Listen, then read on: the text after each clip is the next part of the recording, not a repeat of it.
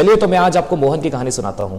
मोहन, जिसे the last white tiger के नाम से जाना जाता है, को मध्य प्रदेश में स्थित रीवा रियासत के महाराजा मार्तंड सिंह ने सबसे पहली बार गोविंदगढ़ के जंगलों में 1951 में देखा था। और 1950s में जो सबसे उभरता हुआ चेहरा था वो था कैलाश सांखला जी का। और हाँ, कैलाश सांखला जी और कोई नहीं बल्कि भारत में प्रोजेक्ट टाइगर के जनक माने जाते हैं। तो फिर होता यह है कि रीवा के महाराजा मार्तंड सिंह और कैलाश सांखला मिलकर मोहन को पकड़ते हैं और फिर शुरुआत होती है सबसे famous white tiger breeding program and center की, जो मध्य प्रदेश के रीवा में ही लोकेटेड है। तो यह कहना गलत नहीं होगा कि आज अगर पूरी दुनिया में व्हाइट टाइगर से देखे जा रहे हैं तो उसका पूरा का पूरा क्रेडिट सिर्फ और सिर्फ मोहन को जाता है। उसी क्रम में चलते हुए central zoo authority of India, जो 1992 में under the wild life protection act 1972 के द्वारा स्टैब्लिश किया गया था, भारत का जो first white tiger breeding centre होगा वो और कहीं नहीं बल्कि मध्य प्रदेश के रीवा में स्थित व्हाइट टाइगर सफारी मुकुंदपुर में ही होगा। लेकिन इसकी शुरुआत अभी नहीं हुई है, बल्कि 2011 में सैद्धांतिक रूप से इस प्रोजेक्ट की ऑलरेडी शुरुआत हो चुकी थी, वो भी रीवा के मुकुंदपुर में ही।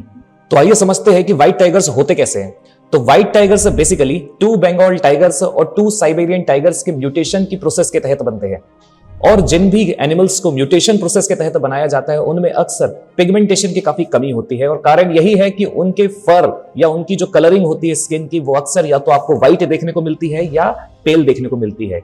तो ये जो पिगमेंटेशन की कमी के कारण उनके कलर में आपको व्हाइट और पेल कलर देखने को मिलता है, इसी को लिसिज्म कहा जाता है। तो दोस्तों, इस ब्रीडिंग प्रोग्राम के बाद जो व्हाइट टाइगर्स बनेंगे उन्हें देश और विदेश में भेजा जाएगा और फिर व्हाइट टाइगर की पॉपुलेशन को बढ़ाने में ध्यान दिया जाएगा। तो दोस्तों, व्हाइट टाइगर की इस पॉपुलेशन को कंजर्व करने के लिए और उनकी पॉपुलेशन को बढ़ाने के लिए इस प्रोग्राम की शुरुआत करना बहुत जरूरी था, क्योंकि इसी ब्रीडिंग प्रोग्राम के बाद देश और विदेश में व्हाइट टाइगर्स को फिर से भेजा जाएगा, जो भारत के लिए बहुत गर्व की बात होगी। और ऑलरेडी पूरी दुनिया में सबसे ज्यादा अगर टाइगर्स आज है तो वो अकेले भारत में है। इसे आप ऐसे भी समझ सकते हैं कि अगर ऑल ओवर वर्ल्ड में 100% टाइगर्स है तो अकेले 75% टाइगर आपके और हमारे भारत में है, जो कि बहुत गर्व की बात है।